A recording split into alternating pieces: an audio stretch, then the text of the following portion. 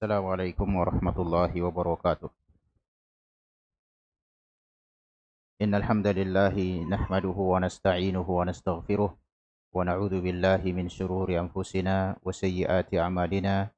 Man yahdihillahu fala mudilla lahu wa man yudlil fala hadiyalah. Ashhadu an la ilaha illallah wahdahu la syarika lah wa ashhadu anna Muhammadan abduhu wa rasuluh. Yaqulu rabbuna jalla sya'nuh. A'udzu billahi minasy syaithanir rajim. يا أيها الذين آمنوا اتقوا الله حق تقاته ولا تموتن إلا وأنتم مسلمون. أما بعد فإن أصدق الحديث كتاب الله وخير الهدي هدي محمد صلى الله عليه وعلى آله وسلم وشر الأمور محدثاتها وكل محدثة بدعة وكل بدعة ضلالة وكل ضلالة في النار. إخواني dan akhwat rahimani wa rahimakumullah. Semoga Allah Subhanahu wa taala merahmati kita semuanya. Walhamdulillah atas taufik Allah kita bertemu kembali di rumah Allah Subhanahu wa taala ini dalam rangka talabul ilmi, menuntut ilmu. Karena menuntut ilmu, ikhwani dan akhwati, adalah kewajiban atas setiap muslim. Kewajiban kita semua untuk menuntut ilmu. Menuntut ilmu yang dimaksud di sini adalah menuntut ilmu syar'i. Sebagaimana yang sering kita ingatkan, kita tidak diciptakan kecuali untuk beribadah, dan peribadatan kepada Allah itu harus ditegakkan di atas al-ilmu. Oleh karena itu, seandainya kita jahil, tidak mengerti tentang urusan dunia, misalnya, kalau tidak, nggak ada juga itu, pasti kita akan mengetahui sedikit banyaknya dari beberapa urusan dunia ini yang kita butuhkan. Seandainya kita tidak mengerti, maka kita nggak ditanya di akhirat. Ya. Namun, jika kita tidak mengerti agama yang sedang kita anut ini, maka kita akan ditanya tentangnya di akhirat. Karena kita tidak beribadah asal ibadah begitu saja. Kita harus memastikan bahwasanya akidah kita itu ditegakkan di atas akidah yang benar, atau ibadah kita itu harus ditegakkan di atas akidah yang benar, dan ibadah itu ditegakkan atas keteladanan kita kepada Nabi yang mulia alaihi salatu wassalam, yang disebut dengan al-ittiba, dan yang pertama disebut dengan al-ikhlas. Agar kita bisa ikhlas, agar kita bisa ittiba, kita perlu belajar. Karena itu tidak didapatkan dengan pengamatan, penelitian, dilihat amat-amati, begitu maksud saya. Ya. Nah, perlu kita belajar sampai kapan? Sampai meninggal. Sampai batas umur ini Allah tetapkan. Karena itu bagian dari kesabaran yang kita dituntut darinya. Sabar di atas ketaatan kepada Allah. Dan ini adalah sebuah ketaatan. Dan kita harus sabar di atas ini. Dan itu pun tidak lama. Kita tidak menuntut ilmu 24 jam. Kita ada istirahat. Paling berapa waktu ini? Antara Isya, Maghrib, Isya. Sedikit lagi Isya misalnya kalau kita lanjut. Begitu juga di tempat yang lain, hari yang lain. Nggak banyak. Banyak ini sebetulnya aktivitas dunia. Yang itu juga bisa berniat ibadah kalau diniatkan untuk ibadah, kan begitu ya. Nah, jadi ini sifatnya sebetulnya tidak butuh waktu yang cukup banyak, dan inilah salah satu amalan yang kerap kita harapkan, ini ganjarannya di sisi Allah tabaraka wa taala. Salawat dan salam kepada Nabi kita yang mulia alaihi salatu wasalam, kepada keluarganya, sahabat-sahabatnya, dan orang-orang yang mengikuti beliau dengan baik. Kita ambil hadis yang terakhir, dua hadis terakhir di dalam bab nasihat, karena memang 3 hadis ya di bab ini. Dari hadisnya riwayat Bukhari dan Muslim, dari Jarir bin Abdullah radhiyallahu anhu qol, bay'atu Rasulullah sallallahu alaihi wasallam, aku membaiat Rasulullah sallallahu alaihi wasallam ala, di atas iqamis shalah, menegakkan salat. Apa ini maksud menegakkan salat? Nanti kita lihat. Wa ita'iz zakah, menunaikan zakat. Wa nushu likulli muslim, dan memberikan nasihat untuk setiap muslim. Nah, ini adalah yakni kenapa hadis ini didatangkan oleh Imam Nawawi dalam bab ini, ada nasihat kepada setiap muslim. Kemudian hadis yang ketiga dari Anas bin Malik radhiyallahu anhu, dari Nabi sallallahu alaihi wasallam qaal, la yu'minu ahadukum, tidak sempurna keimanan salah seorang dari kalian, hatta yuhibba li akhihi, sampai dia mencintai untuk saudaranya, persaudaraan seagama, ya. Ma yuhibbu li nafsihi, sesuatu yang dia cintai untuk dirinya. Tidak sempurna keimanan salah seorang di antara kalian sampai dia mencintai untuk saudaranya yang lain yang muslim apa yang dicintai untuk dirinya. Dua-duanya hadisnya sah, riwayat Bukhari dan Muslim. Ya. Dan kita lihat penjelasan para ulama tentang ini dari Jalil bin Abdullah Al-Bajali, qala, aku membaiat Rasulullah SAW di atas 3, yaitu menegakkan solat, menunaikan zakat, dan menasihati untuk setiap muslim. Ini 3 hal di sini ya. Di dalam hadis ini ada 3 hal di sini. Yang pertama adalah hak murni untuk Allah. Menegakkan solat murni untuk Allah tabaraka wa taala. Wa haqqul lil adami ada juga hak untuk Adam, yakni anak keturunan Adam ya, semata. Dan ada yang sifatnya mustarak. Ada hak untuk Allah dan ada hak untuk manusia. Jadi di sini ada di nasihat ini ada 3 ya, nasihat. Yang pertama, hak Allah semata. Yang kedua, hak untuk anak Adam. Yang ketiga, hak untuk Allah dan hak untuk manusia. Hak untuk Allah semata itu adalah salat, menegakkan salat. Iqamus salah. Iqamu as-salah.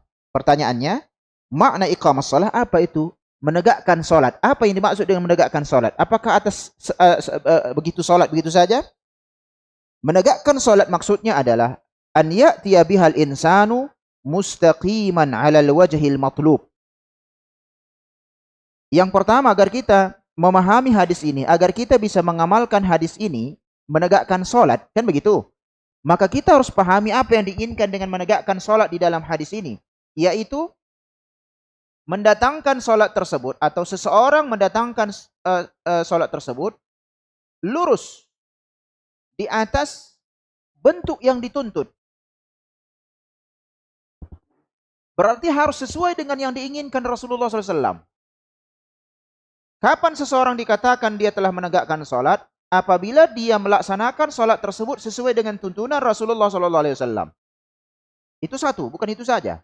Ya, berarti memang nggak bisa seseorang itu salat dikatakan telah menegakkan salat kecuali dia setelah belajar.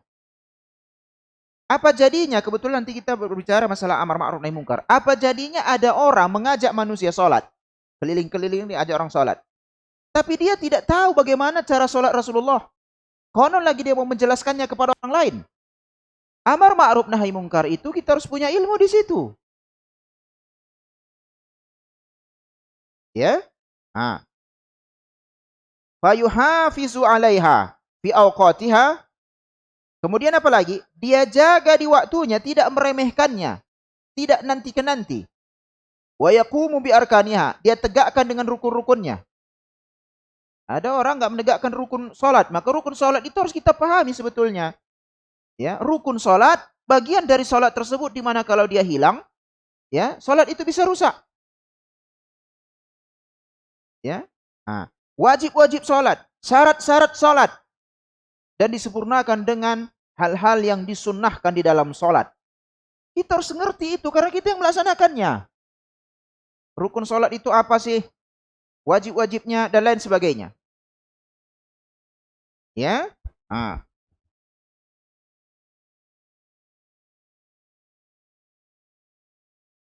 Wa hada wa min hada binisbati lirijal, dan berdasarkan ini ya, khusus untuk laki-laki, iqamatus shalah fil masajid ma'al jamaah.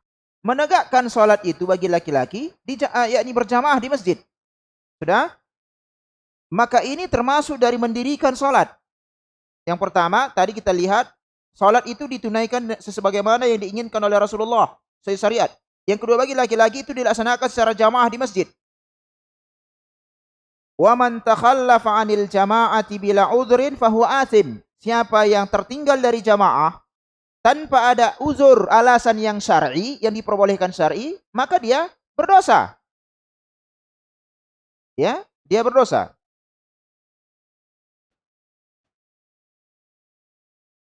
Bahkan sekian ulama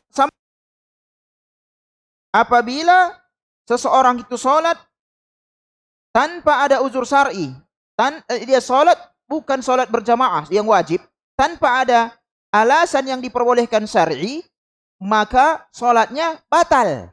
Sebagian ulama, saking pentingnya dalam masalah ini, meskipun yang rajih, yang unggul dalam masalah ini pendapat jumhur, bahwasanya sholat yang tidak ditegakkan secara berjamaah tanpa ada alasan yang dibenarkan syariat, dia berdosa. Sholatnya sah. Dia sholat sah, tapi berdosa. Tapi kita ingin sholat justru agar kesalahan itu diangkat, kan begitu? Bukan malah supaya berdosa. Memang sholatnya sah, tetapi berdosa. Disetara dengan dosa karena tidak dilaksanakan dengan jamaah bagi laki-laki. Nah, jadi di sini itu yang rajih.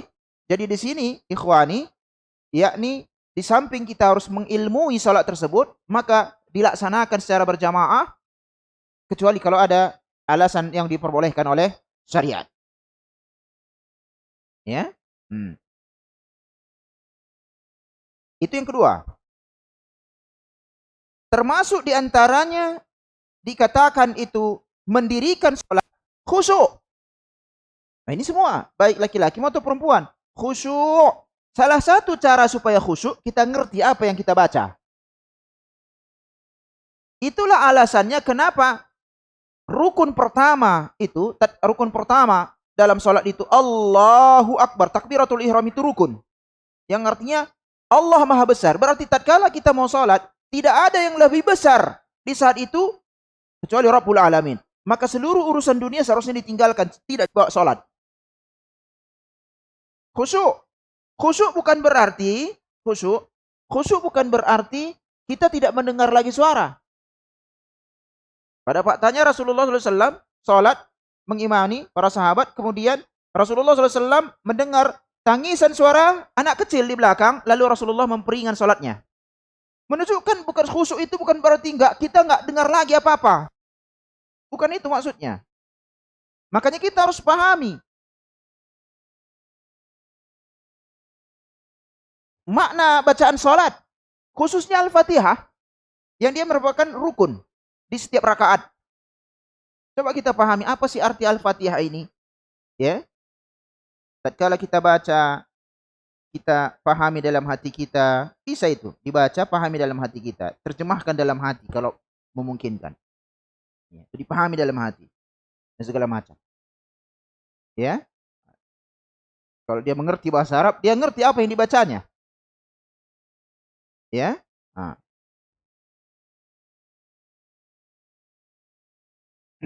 Baik. Wal khusyu'u, apa itu khusyuk?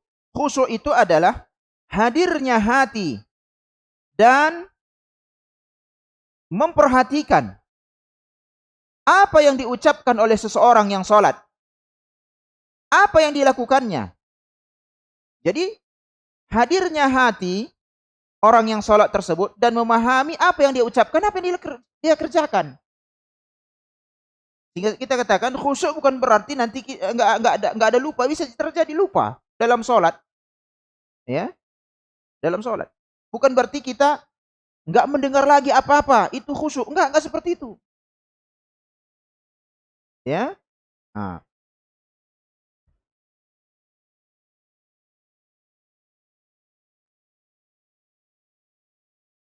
Li'anna ini perkara yang penting karena salat bila khusyu'in kal jasadi bila ruh. Salat itu tanpa khusyuk bagaikan jasad tanpa ruh.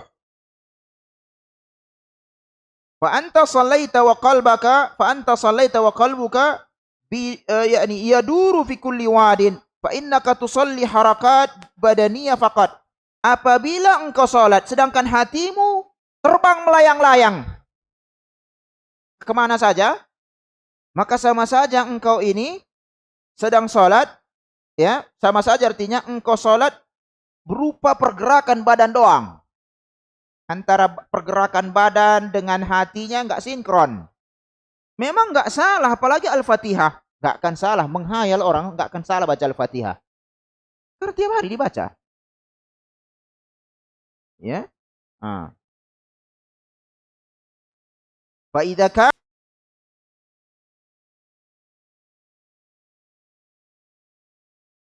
Jalla wa ala tunadihi qarrabu ilaihi bidhikrihi wa du'aihi fa hadha huwa lubbus shalah wa ruhuha. Jika hatimu hadir, muncul bersamamu di saat salat tersebut, enggak melayang-layang, engkau akan merasakan engkau berada di hadapan Allah. Berdoa, bermunajat kepada Allah dengan ucapanmu. Mendekatkan diri kepada Allah dengan menyebut nama Allah. Berdoa kepada Allah. Karena salat itu doa. Di dalamnya doa. Di dalamnya bacaan Al-Quran. Di dalamnya doa. Inilah inti dan ruh salat itu sendiri. Ini yang ketiga. Ya, menegakkan salat, pertama kita paham bagaimana salat Rasulullah. Yang kedua, bagi laki-laki ditegakkan secara berjamaah. Kecuali kalau ada udzur syar'i. Alasan diperbolehkan syariat. Yang ketiga, khusyuk. Itu makna dalam menegakkan salat. 3. Ya. Dikatakan, dirikanlah salat. Kapan dikatakan kita telah mendirikan salat? Kita tahu bagaimana salat Rasulullah. Sifat salat Nabi kita ngerti. Belajarlah itu. Gimana Rasulullah itu salat? Yang kedua, dilaksanakan secara jamaah. Yang ketiga, khusyuk. Ya. Nah, itu makna dari mendirikan salat. Kemudian perkataan berikutnya adalah ita'iz zakah. Memberikan zakat kepada orang yang Nah, ini yang di sini ya, terkumpul padanya hak Allah dan hak manusia. Zakat terkumpul padanya hak Allah dan hak manusia. Salat barusan hanya hak Allah. Ya. Hak manusia karena Allah telah menjadikan zakat, mewajibkannya kepada hambanya, dan dijadikan zakat ini salah satu rukun Islam. Ini jadi hak Allah, rukun Islam. Islam ini milik Allah. Adapun keadaan zakat manusia, maka dengan zakat tersebut kita bisa yakni memenuhi kebutuhan sebagian manusia. Karena ditunaikan kepada orang yang berhak mendapatkannya. Ya. Wa khairu dzalika minal masalih al ma'lumah fi ma'rifati ahli zakat. Yani artinya itu ditunaikan kepada orang-orang yang berhak mendapatkan zakat. Berarti hak untuk manusia, ada hak untuk Allah. Di sini zakat. Kemudian yang menjadi persaksian hadis ini, di bawah hadis ini, dan memberikan nasihat untuk setiap muslim. Ya, memberikan nasihat untuk setiap muslim. Fa hadha huwa syahidul hadis lil bab. Ini adalah persaksian atau sebab didatangkannya hadis ini di dalam bab nasihat. An yansaha likulli muslim qaribun aw ba'idun, saghirun aw kabirun, dzakarun aw unsa. Yani dinasihati setiap muslim, baik yang dekat atau yang jauh, kecil atau orang dewasa, laki-laki atau perempuan. Wa kaifiyat muslim ya kama qara fi muncul pertanyaan, bagaimana kita memberikan nasihat kepada setiap muslim? Atau ya Ustaz, oke, kita pahami memberikan nasihat kepada muslim. Caranya. Bagaimana caranya kita memberikan nasihat kepada muslim? Disebutkan dalam hadis Anas bin Malik radhiyallahu taala anhu yang kita sebutkan hadis yang ketiga. La yu'minu ahadukum hatta yuhibba li akhihi ma yuhibbu li nafsihi. Tidak sempurna keimanan seseorang di antara kalian, wahai orang-orang beriman, sampai kalian mencintai untuk saudara kalian itu, saudara kalian semuslim, apa yang kalian cintai untuk diri kalian sendiri. Ya. Hadihi hiya nasihatu an tuhibba li ikhwanika ma tuhibbu li nafsika. Ini adalah nasihat tersebut, yaitu engkau cintai untuk saudaramu apa yang kau cintai untuk dirimu sendiri. Bihaitsu yasurruka ma yasurruhum. Menyenangkan dirimu sesuatu yang menyenangkan diri mereka. Wa yasu'uka ma yasu'uhum. Membuat engkau sedih apa yang membuat mereka sedih. Wa tu'amiluhum bima tuhibbu an yu'amiluka bihi. Dan engkau bermuamalah kepada mereka sebagaimana engkau inginkan mereka bermuamalah kepada kita seperti apa. Kita ingin semua manusia berbuat baik pada kita. Maka gitu juga harus kita melakukannya kepada orang lain.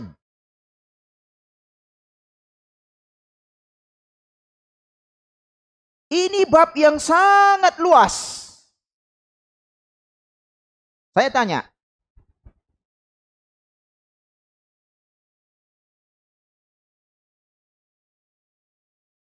kita ngaji, sedikit banyaknya kita sudah mengerti agama ini. Sudah? Nah, maka nasihat apakah atau kecintaan yang bagaimanakah yang mau kita inginkan kepada orang lain yang belum ngaji? Hah? Mengajaknya ngaji, ikut ngaji. Kita penginginkan agar kaum muslimin yang lain juga mengerti sunnah, agar kaum muslimin juga mengerti akidah yang benar. Sebagaimana kita mencintai hal ini, kita juga berharap mereka mengetahuinya. Itu adalah perkara yang tertinggi yang sangat besar. Kalau urusan dunia itu, ya kalau urusan dunia, yakni masing-masing bisa mendapatkannya dengan cara pengen. Kita mencintai saudara kita agar mereka juga mendapatkan hidayah sebagaimana kita sudah mendapatkan, alhamdulillah. Tetapi tidak semulus yang terkadang kita inginkan. Kita mengharapkan manusia untuk ikut hadir dalam pengajian. Kita menginginkan manusia agar mengerti agama ini, tetapi malah ditolak.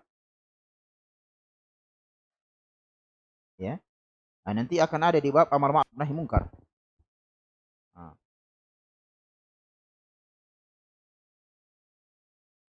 Sudah? Baik. Ini yang berkaitan tentang bab nasihat. 3 hadis sudah kita selesaikan, ya. Yang terakhir sudah kita, yang pertama adalah adinun nasihah, telah kita jabarkan kemarin itu, bagaimana nasihat kepada Allah, bagaimana nasihat kepada Rasulullah, bagaimana nasihat kepada para imam, ya, kaum muslimin, baik ulama ataupun pemerintah, kemudian bagaimana nasihat kepada orang awam. Kemudian dalam hadis ini ya, juga dijelaskan bagaimana yakni kecintaan seorang sahabat, aku berbaiat kepada Rasulullah, salah satunya adalah menasihati setiap muslim. Dan caranya apa? Sudah disebutkan hadis Anas bin Malik, kita yakni tidak sempurna keimanan salah seorang di antara kita ini sampai kita mencintai saudara kita sebagaimana kita mencari sesuatu saudara kita sebagaimana ya kita mencintai hal itu ada pada diri kita. Salah satunya adalah masalah Islam, masalah akidah, masalah sunnah. Alhamdulillah tatkala kita diberikan Allah tabaraka wa taala hal ini, maka kita berharap juga mencintai hal ini, ikhwan kita, saudara-saudara kita yang lain juga mendapatkannya. Ya. Nah. Masuk kita ke bab amar ma'ruf. Amar ma'ruf, bab baru, amar ma'ruf nahi munkar. Ini banyak hadis. Kita datangkan dulu, kita bacakan dulu ayat yang datangkan oleh Imam Nawawi rahimahullah taala. Di sini beberapa ayat yang cukup penting. So, yakni yang berkaitan dengan bab ini. Imam Nawawi mendatangkan beberapa ayat dari Al-Qur'an. Yang pertama surat Ali Imran ayat 104, "Wal takum minkum ummatan yad'una ilal khairi wa ya'muruna bil ma'ruf wa yanhauna wa ulaika humul muflihun." Hendaklah ada sebagian di antara kalian umat, golongan orang menyeru kepada kebaikan. Itu yang pertama sebelum amar ma'ruf nahi munkar. Ya, nanti kita bahas apa maksudnya. Yang menyeru kepada kebaikan, kemudian memerintahkan kepada yang ma'ruf dan mencegah dari yang munkar, dan orang-orang seperti inilah yang beruntung. Keberuntungan, ya, faman zuhziha 'anil nari wa udkhilal jannata faqad faz. Barang siapa yang dijauhkan dari neraka dan dimasukkan surga, sungguh telah beruntung. Itu adalah keberhasilan yang sebenarnya, bukan keberhasilan tatkala kita berhasil mendapatkan apa yang kita inginkan di dunia ini. Bisnis lancar, punya rumah begini, punya kendaraan begini, dan bisnis sukses segala macam, kehidupan luar biasa. Ya, itu bagian dari kesuksesan dunia, tetapi kesuksesan yang paling abadi, yang intinya adalah kita dijauhkan dari neraka dan dimasukkan kepada surga Allah tabaraka wa taala. Salah satunya dengan amar ma'ruf nahi munkar. Karena itu tidak mungkin terjadi kecuali kita memerintahkan manusia kepada yang ma'ruf dan mencegah dari kemungkaran. Namanya kita hidup, hal ini pasti ada. Kalau mau beruntung. Nah, ini yang mau kita sadarkan orang-orang ini, mau kita sadarkan manusia. Bisa-bisanya dakwah yang mengajak manusia kepada perkara yang ma'ruf, mencegah dari perkara yang munkar, dan mereka melihat itu faktanya. Tapi banyak yang terganggu. Kalau orang Kristen terganggu, bagi kita maklum. kalau muslimin yang orang muslim yang mengaku diri muslim dia terganggu, ini bermasalah. Ya.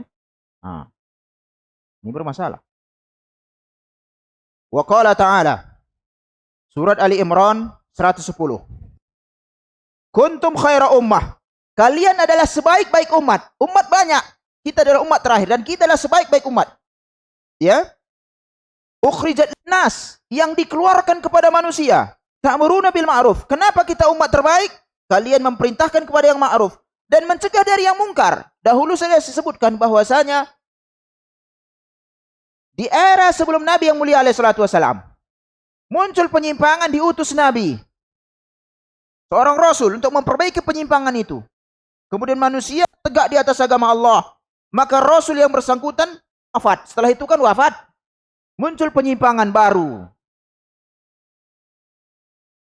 Apa yang dilakukan?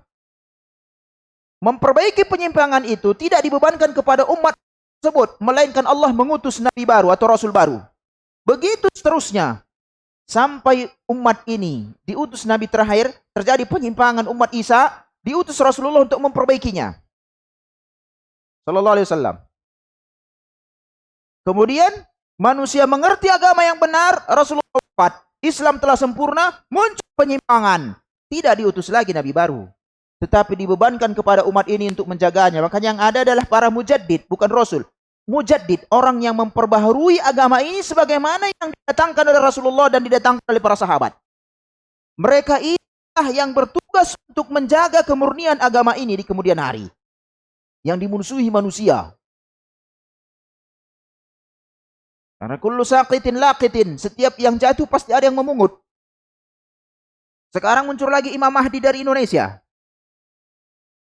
Bersumpah-sumpah lagi dia itu. Saya siap masuk neraka, itu kasih dengarkan saya itu. Oh, hebat kali nih. Barangkali itu bisa diperiksakan di rumah sakit jiwa. Kayaknya pun itunya itu stres. Ya. Kan gitu. Salah satu menjadi kekhususan dari umat ini, tugas penjagaan agama ini dibebankan kepada kita.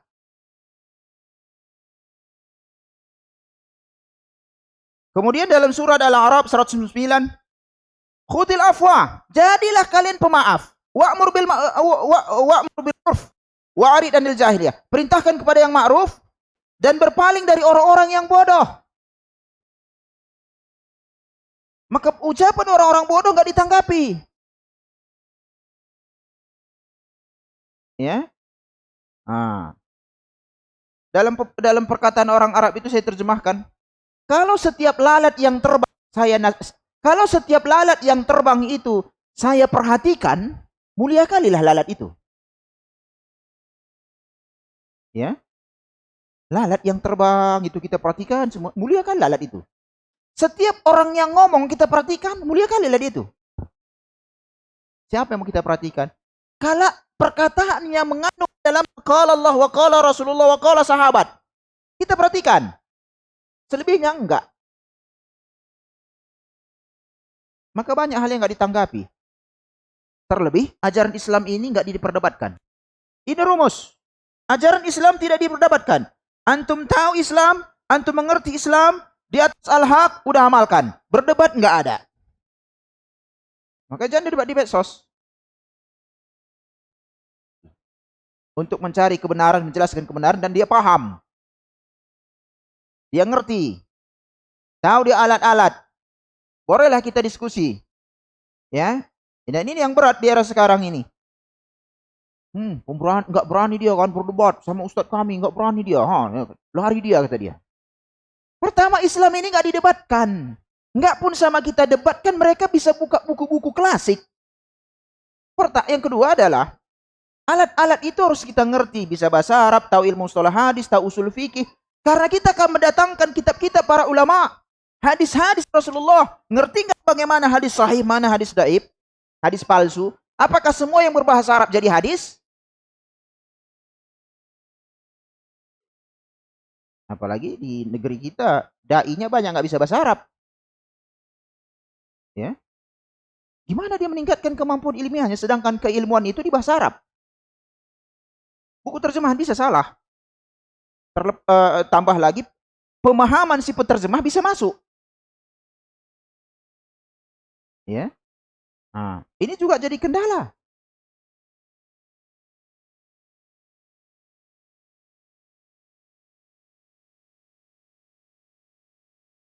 Kemudian dalam surat At-Taubah ayat 71, wal mu'minuna wal mu'minat. Orang-orang mukmin dan orang-orang mukminat, tuhum auliya'u ba, sebagian adalah wali, penolong. Ya. Sebagian mereka ya'muruna bil ma'ruf. Mereka memerintahkan kepada yang ma'ruf dan mencegah dari yang mungkar. Itu mukmin. Allah yang mengatakan, kita mukmin, mukminat, apa yang harus kita lakukan? Amar ma'ruf. Nggak boleh kita diamkan atas dasar, udahlah, sikit-sikit khilafiyat biasanya itu. Hatta masalah khilafiyat harus kita jelaskan. Ada orang mengatakan, masalah khilaf saja kalian beres bahas-bahas. Menyentuh manusia, menyentuh perempuan batal nggak batal, kunut nggak kunut, itu saja masalah-masalah klasik. Kita itu berpikir memaju ke depan, kata dia. Maju ke depan ini mau kemana? Kita ini mau menghadapi akhirat ini soalnya. Mau kemana maju ke depan maksudnya ini? Kita mau meninggal, mau maju ke depan ini kita mau meninggal. Makin ke depan hari, makin sedikit jatah kehidupan kita. Yang mau kita hadapi ini alam barzah. Mau ke depan apa mau diinginkan? Sudah? Satu lagi begini. Kita hidup itu untuk beribadah. Maka fokus kita adalah, ya, bagaimana agar yang kita amalkan itu mana yang lebih dekat kepada kebenaran. Itu fokus kita. Saya sudah katakan, kita jahil dalam urusan teknologi ini, nggak ngerti kita ini, nggak ngerti ini, nggak ditanya di akhirat. Nggak ditanya. Justru setelah kita punya ini malah tambah tanggung jawab. Ya, kita harus paham. Khilaf para ulama. Khilaf nih ya. Yang mana lah yang lebih benar kebenaran? Pertama, mereka berdua nggak nabi. Nih, nabi. Tapi mereka adalah perantara antara kita dengan Rasul. Karena Rasul sudah wafat. Apa yang harus kita lakukan? Caranya gimana? Belajar. Belajar. Ya. Tatkala di hadapan kita, kami penuntut ilmu misalnya di Lipia Jakarta, dihadapkan kepada kami pendapat para ulama, kita diajarkan bagaimana memahaminya dari ilmu alat itu. Ini ulama ini dalilnya begini, sistem pengambilan hukumnya begini. Ulama begini hadisnya pengambil hukumnya. Oh, perselisihan mereka yang ini hadisnya menurut dia sah, yang ini lemah, dhaif. Jadi antara ini saja sudah berselisih. Jadi ngerti kita. Kemudian kita diajarkan bagaimana memahami yang lebih dekat kepada kebenaran, bukan yang paling benar, apalagi kok berselisih. Kemudian kalau ada di situ sahabat, tentu kita harus bersama rombongan sahabat. Karena semua pemahaman dan amal yang tidak diketahui sahabat, bid'ah namanya. Karena mereka sudah dipuji dalam Al-Quran, dipuji oleh Rasulullah. Dan sudah dijamin masuk surga. Individunya disebutkan. Ya kan? Fokus di sana kita. Bukan fokus memahami teknologi. Kalau mau kaya, nggak usah sekolah bagi saya sekarang. Kita kuliah karena milih profesi. Mau jadi dokter ya kuliahlah. Tapi mau kaya, bisnis saja. Langsung habiskan dana aja itu banyak-banyak. Jadikan bisnis sudah selesai. Tiap hari. Saya katakan itu anak sekolah kita di sana, di sekolah itu. Kalian mau apa sebetulnya? Duit. Itu lihat ibu-ibu di depan jualan gorengan tiap hari kan. Kalian yang beli tuh. Tiap hari bawa duit dia. Jelas dia. Kalau saya ingin ikut karena milih profesi, setelah dia tamat dapat profesi itu belum tentu. Belum lagi perusahaannya bangkrut, PHK. Atau masalah berhenti. Itu dunia. Saya hanya berikan gambaran. Yang nggak tamat SD lebih kaya dari profesor, banyak. Ya, kebetulan saja profesor ngajar di universitas. Yang tidak kaya sawitnya ratusan hektar, yang nggak sekolah. Kebun kakeknya banyak segala, tanamnya sawit. Udah dia tuan tanah. Nggak ada sekolahnya. Itu saja bedanya paling. Ya, satu ngerti teknologi, satu nggak ngerti apa-apa. Itu saja paling. Ya, tapi tetap di akhirat yang ditanya man rabbuk, itu di kuburan. Man rabbuk wa man nabiyuka wa madinu. Siapa Rabbmu? Siapa nabimu, apa agamamu? Urusan dunia ini mudah. Yang susah akhirat. Karena banyak subhatnya. Ya. Kenapa saya katakan urusan dunia itu mudah? Selama manusia hidup, rezekinya masih ada. Soalnya udah meninggal dia, udah selesai. Ya. Nah.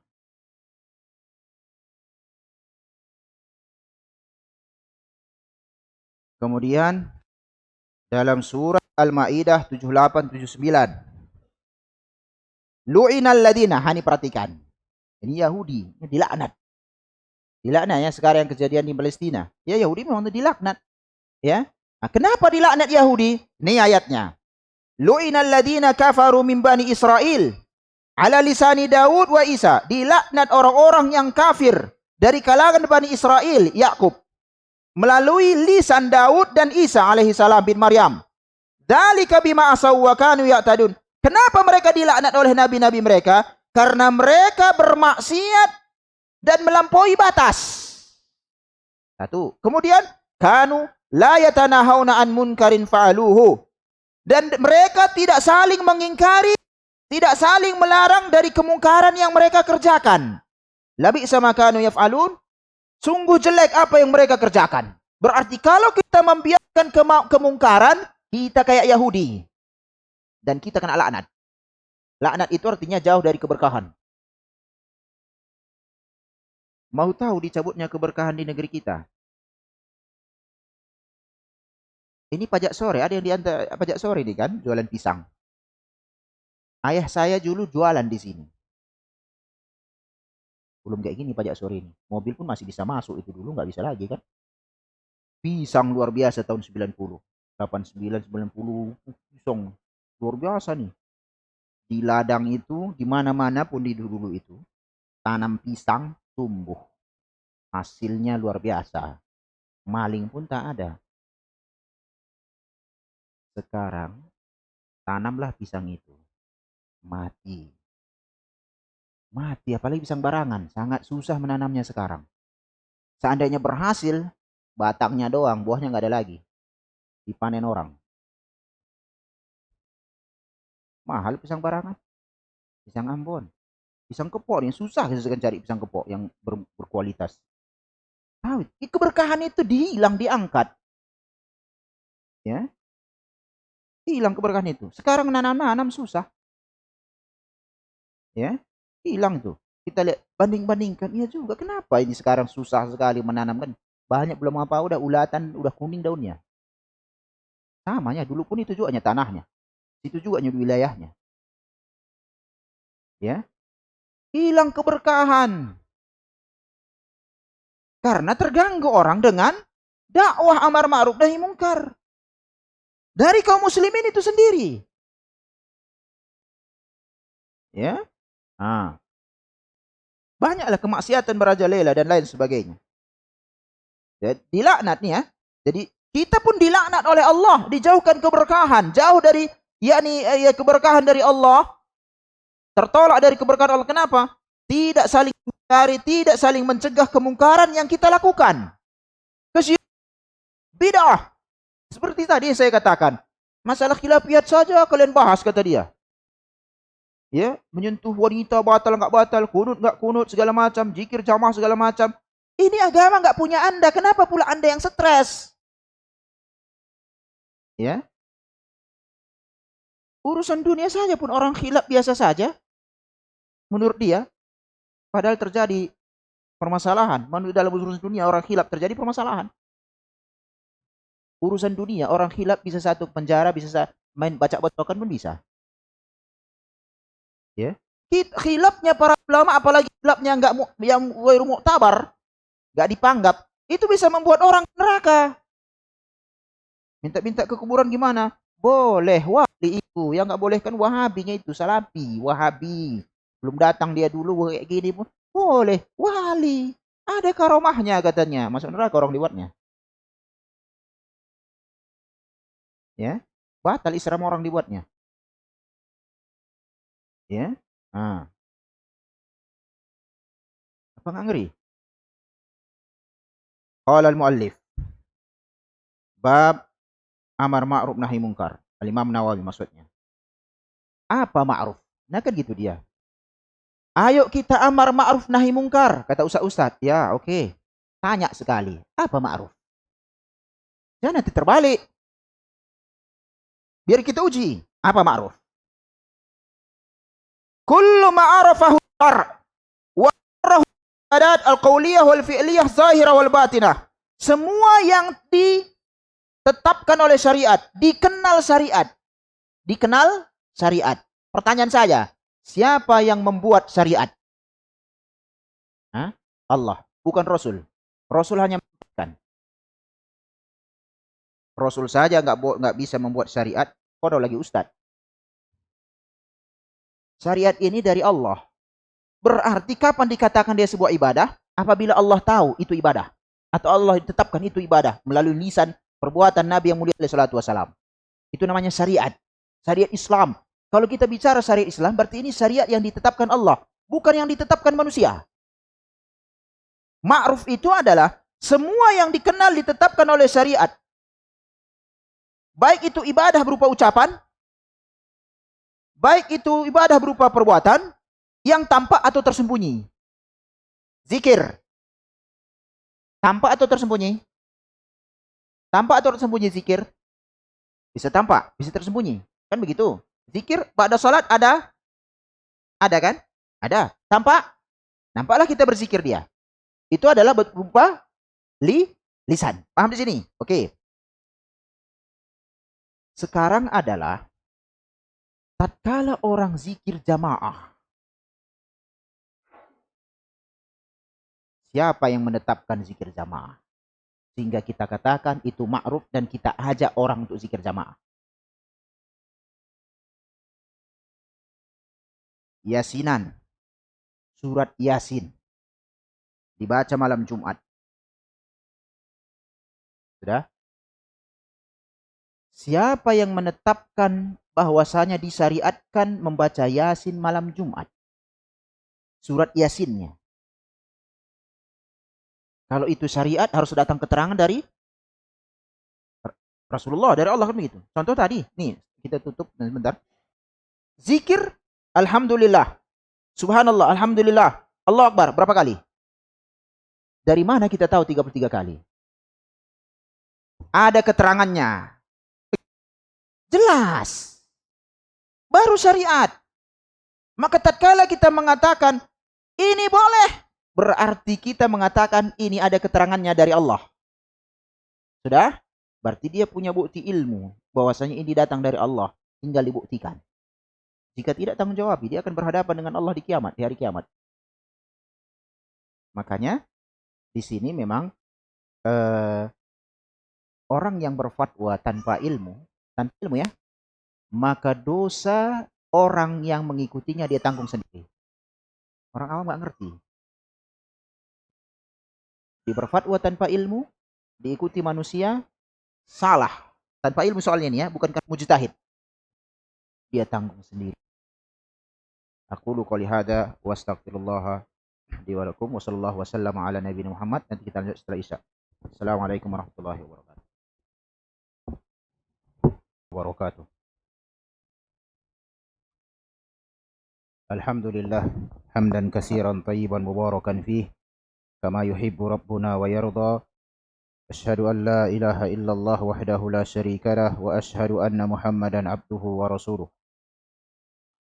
Ikhwani dan akhwat, semoga Allah Subhanahu wa taala memasukkan kita di dalam sabda Nabi kita yang mulia alaihi salatu wasalam, man salaka tariqan yaltamisu fihi ilman sahalallahu lahu bihi tariqan ilal jannah. Barang siapa yang meniti satu jalan untuk menuntut ilmu, Allah mudahkan bagi dia jalan menuju surga. Kita lanjutkan kajian kita sedikit lagi tentang bab amar ma'ruf nahi mungkar. Tadi sudah kita bahas apa itu ma'ruf, perintah kepada yang ma'ruf dan mencegah kepada yang mungkar. Apa itu ma'ruf? Semua perkara yang dikenal syariat ya, dan ditetapkan oleh syariat berupa ibadat yang berkaitan dengan ucapan, perbuatan yang nampak ataupun yang tersembunyi. Itu ibadah. Artinya adalah ada stempel dari syariat, itu maksud saya. Apa itu mungkar? Mencegah dari kemungkaran supaya jangan terbalik. Wal munkaru kullu ma ankarahu syara'. Seluruh perkara yang diingkari syariat, wa mana'ahu, dan dilarang oleh syariat, min anwa'il ma'asi, dari berbagai macam jenis maksiat. Kemaksiatan terbesar adalah kesyirikan. Minal kufri wal fusuq, berupa kekafiran, kefasikan, kemaksiatan, pembangkangan, wal kadhib, berdusta, ghibah. Ya, ghibah, menceritakan manusia, ya, aib manusia. Namimah, adu domba. Dan kadzib tadi, kedustaan terbesar dalam Islam itu adalah, atau kedustaan terbesar itu adalah tatkala kita mengatakan kepada manusia ini ajaran Islam, ternyata tidak. Ya. Jadi sudah tahu kita apa ma'ruf, ada apa itu mungkar. Yang ada di masyarakat kebalikan. Yang munkar jadi ma'ruf, yang ma'ruf jadi mungkar. Terbalik dia. Nah. Dan saya katakan, kita cinta, ya kan, tadi hakikat nasihat itu kita mencintai saudara kita, ngerti itu apa ma'ruf sebagaimana kita mengerti, kita cintai saudara kita, ngerti itu munkar sebagaimana kita memahaminya. Menjelaskan, memahamkan hal ini atas dasar persaudaraan itu terkadang nggak semudah yang kita bayangkan. Ya. Nah. Padahal kita sedang tidak membicarakan, misalnya, apa yang mereka bisniskan yang sifatnya mubah. Pakaian apa yang dia pakai yang sifatnya mubah. Apa yang mereka tanam yang sifatnya mubah. Itu urusan masing-masing lah. Tapi kalau urusan agama, ini urusan kita bersama. Karena kita diperintahkan oleh Allah untuk menjaga kemurnian Islam ini sebagai bentuk kekhususan umat Muhammad sallallahu alaihi wasallam. Wal amru bil ma'ruf wan nahyu 'anil munkar fardu kifayah. Dahulu sudah kita bahas juga, amar ma'ruf nahi munkar hukumnya fardu kifayah. Sebagian ulama mengatakan di era sekarang fardu ain, wajib atas setiap orang untuk berdakwah karena kemaksiatan merajalela di mana-mana sebatas kemampuan minimal di keluarga masing-masing.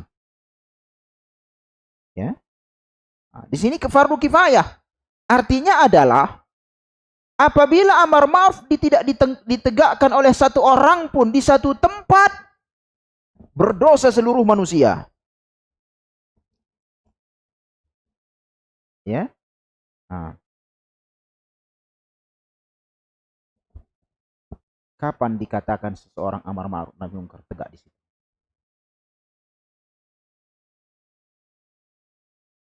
Apabila bukan karena nggak ada orang berdakwah, tetapi ada orang berdakwah, namun terbalik, yang mungkar yang didakwahkan, yang ma'ruf yang diingkari.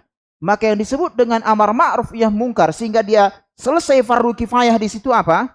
Apabila muncul seseorang di tempat itu, bukan karena nggak ada orang berdakwah ya. Kalau nggak yang jalan-jalan itu berdakwahnya terus itu. Cuma masalahnya tidak ada perubahan, malah orang yang tadinya minum tua, main judi dia, ya kan, tiba-tiba suruhnya ke masjid, jatuh dalam kesyirikan dibuatnya. Yang tadi potensi dia mungkin kalau meninggal, mungkin dia dapat ampunan dari Allah, setelah dia taubat menurut mereka, jatuh dalam kesyirikan membuat dia kekal di neraka malah. Kan susah jadinya nih. Kapan dikatakan amar ma'ruf nahi mungkar itu tegak? Apabila ada orang berdakwah di tempat tersebut dan dia paham nanti, ya, perkara-perkara yang nanti disebut itu adalah amar ma'ruf, nanti kita bahas. Atau udah pernah kita bahas, tapi diulang lagi. Ada 3. Ya, ada 3 atau 4 di sini. Barulah kita katakan tegak amar ma'ruf di situ. Kalau tidak, dimanapun adanya orang berbicara atas nama Islam ini, tapi tak apa-apa yang disebutkannya. Berdusta atas nama Islam. Sedangkan berdusta atas nama Islam baru masuk dalam kategori mungkar. Tapi itu dianggap sebagai sebuah ma'ruf. Ini boleh.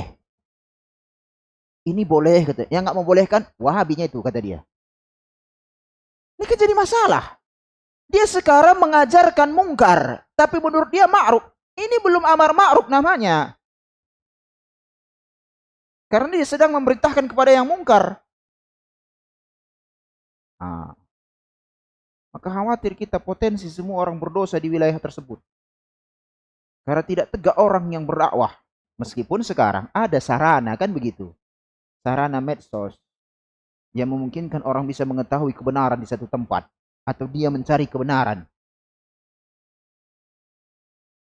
Idza qama bihi man yakfi hasal al maqsud. Apabila telah tegak seseorang yang mencukupkannya, telah tercapailah tujuan itu. Tapi masalahnya tak ada. Orang memang berdakwah di situ, tapi bidah yang diajarkan yang kepada manusia. Sebelum dia datang, manusia jatuh dalam kemaksiatan yang memungkinkan diampuni. Kemudian setelah dia datang, manusia malah jatuh dalam kesyirikan dan membuat dia keluar dari Islam malah. Keluar dalam Islam, jatuh dalam pembatal keislaman masuk kita. Kalau tidak bisa jadi terus dia ada di atas Islam ini, cuma pembatal keislaman jalan terus. Wa idza lam yakum bihi man yakfi wajib ala jami'il muslimin. Apabila belum ada yang menegakkan dakwah amar ma'ruf nahi mungkar ini, sesuatu yang dianggap telah cukup, wajib atas seluruh kaum muslimin untuk melakukannya. Maka daerah sekarang 1-2 orang masih kurang. Beras tagi kita bilang, itu butuh itu ratusan orang di situ berdakwah itu. Begitu luasnya wilayah Tanah Karo itu. Ratusan orang yang ngerti Islam ini maksud saya. Ya, yang jangan dibalik dia, ya, yang didakwahkannya mungkar, yang dilarangnya ma'ruf. Kota Medan kan memang banyak asatizah kan, kajian di mana-mana. Ya. Nah. Sebagaimana firman Allah tabaraka wa taala tadi sudah disebutkan, wal takum minkum ummatu yad'una ilal khairi wa ya'muruna bil ma'rufi wa yanhauna 'anil munkar. Hendaklah ada di antara kalian sekelompok orang yang menyeru kepada kebaikan. Yang pertama, menyeru kepada kebaikan. Kemudian memerintahkan kepada yang ma'ruf dan mencegah kepada yang mungkar. Ini harus dibedakan karena di sini ada 3. Menyeru kepada kebaikan, yang kedua memerintahkan yang ma'ruf, yang ketiga mencegah kepada yang mungkar. Mencegah dari yang mungkar. Ada 3 di dalam ayat ini. Ya. Di dalam surat Ali Imran 104. Ada 3 di situ. Biar kita tahu urutannya. Yang pertama adalah dakwah kepada kebaikan. Ini yang sedang kita lakukan. Dakwah kepada kebaikan. Maksudnya dakwah kepada kebaikan apa itu? Menjelaskan kepada manusia, ini loh Islam, salat itu begini. Proses menyampaikan ilmu. Itu namanya menyeru kepada kebaikan. Ayat ini mulai dengan dakwah kepada kebaikan. Baru datang perintah kepada yang ma'ruf dan mencegah kepada yang mungkar. Kenapa ayat itu urutannya begitu? Menyeru kepada kebaikan, perintahkan kepada yang ma'ruf, mencegah kepada yang mungkar. Itu urutannya. Yang pertama menyeru kepada kebaikan. Karena dakwah kepada kebaikan sebelum amar ma'ruf nahi mungkar. Itu duluan. Ya. Orang nggak akan bisa melaksanakan yang ma'ruf, nggak akan bisa meninggalkan yang mungkar kalau dia nggak ngerti. Maka dijelaskan dulu. Nyeyel, baru diperintahkan. Nyeyel, kena hukum.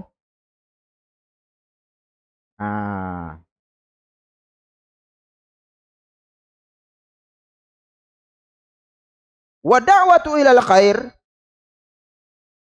min bayanil khair linnas bi an yad'uhum ila shalah, ila zakah, wa ila hajj. Ini contoh ya. Berdakwah kepada kebaikan, menjelaskan kepada manusia, ya, mengajak mereka salat, menjelaskan mereka zakat, menjelaskan haji itu bagaimana, menjelaskan puasa itu bagaimana, berbuat baik kepada orang tua bagaimana, menyambung silaturahmi itu bagaimana, dijelaskan dia. Karena orang nggak ngerti.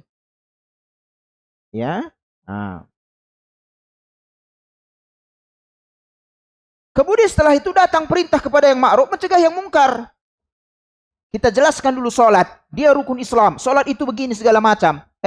Tak ada yang sholat. Dan itu wilayah kita. Bisa kita robah dengan tangan kita. Murid kita, anak kita. Ayo sholat. Itu dia. Amar ma'ruf langsung. Ayo sholat. Ya. Karena orang nggak ngerti dan apa itu? Apa sholat? Kan begitu. Jelaskan dulu. Ya.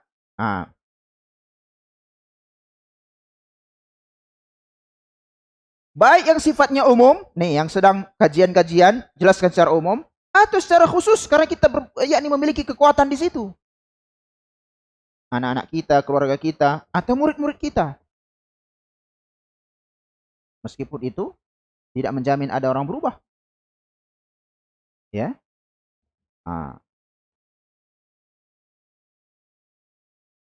Jadi wa hunaka marhalatun ukhra wa hiya taghyirul ladhi Qala fi Rasulullah sallam, man ra'a minkum munkaran falyughayyiru bi yadihi. Nah, begini.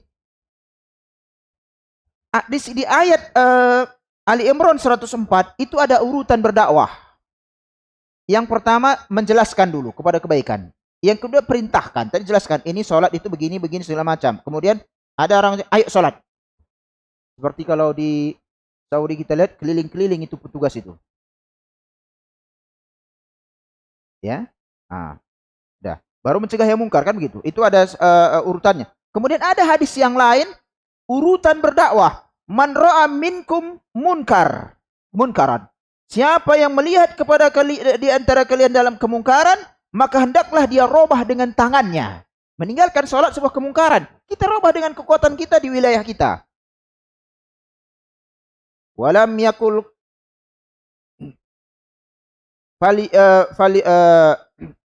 falianhahu anhu. Rasul tidak mengatakan larang. Ingat urutannya ini. Karena larangan itu posisinya karena yakni mencegah dengan kekuatan, mencegah dengan tangan kita langsung itu berada di atas larangan.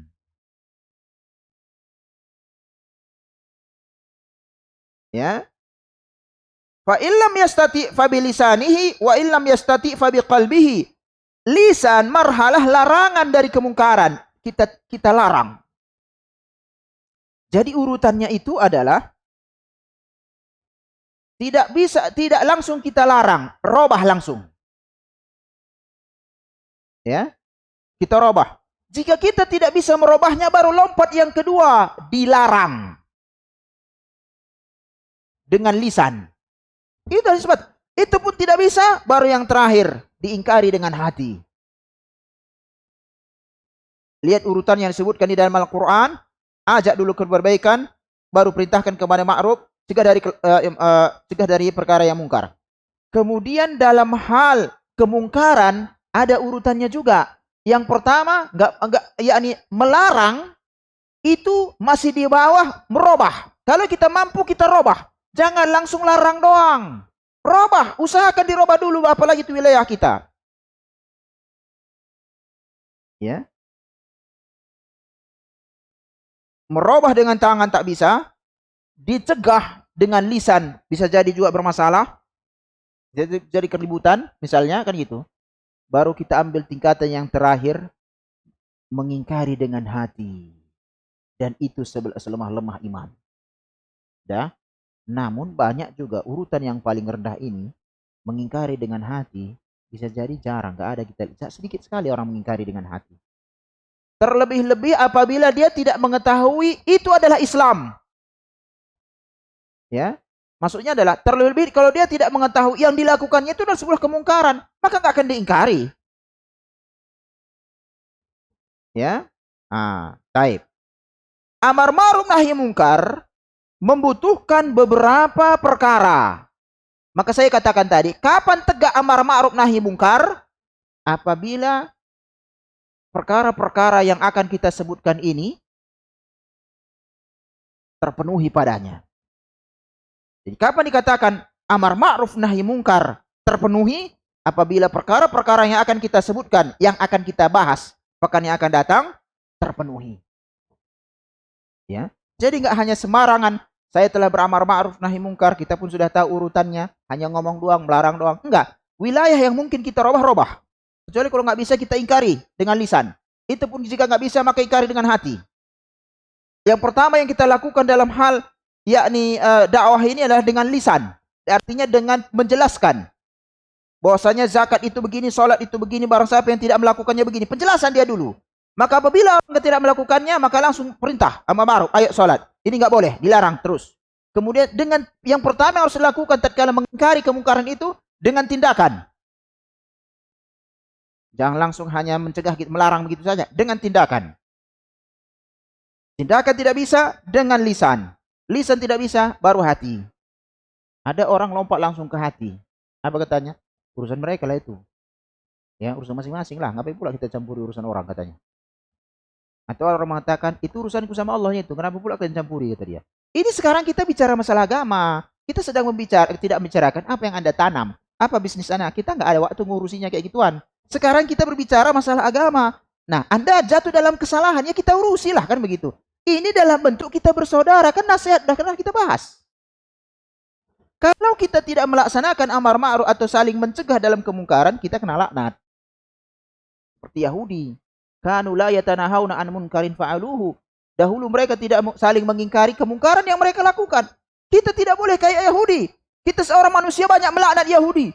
Dilaknat Yahudi. Tetapi perbuatan Yahudi dilaksanakan. Apa? Tidak saling mengingkari kemungkaran yang mereka lakukan. Atas dasar apa? Kebersamaan. Kita samanya nih. Berjuang kita sama. Udah toleransi sikit-sikit lah. Gak ada masalah. Kenapa? Demi tujuan begini. Supaya kita bisa begini. Banyak. Ya. Tujuan kita itu semuanya akhirat. Bukan supaya sampai ada perwakilan di DPR. Bukan itu. Antum gak akan bisa dapat suara kalau antum ini kesyirikan. Wahai manusia, pilihlah saya. Anda jangan buat kebidah. Jangan kesyirikan. Mana ada yang milih? Tak ada yang milih itu.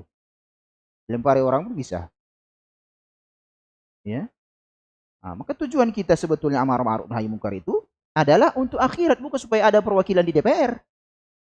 Kapan pula dia bisa amar ma'ruf nahi munkar supaya sampai DPR? Gak akan ada itu. Ya. Nah, demikian ikhwani pertemuan kita pada hari ini. Adapun amar ma'ruf yang mungkar itu membutuhkan beberapa perkara, kita bahas pada pertemuan kita berikutnya insyaallah taala. Wassallallahu wasallam ala nabiyina Muhammad wallahu a'lam. Assalamualaikum warahmatullahi wabarakatuh.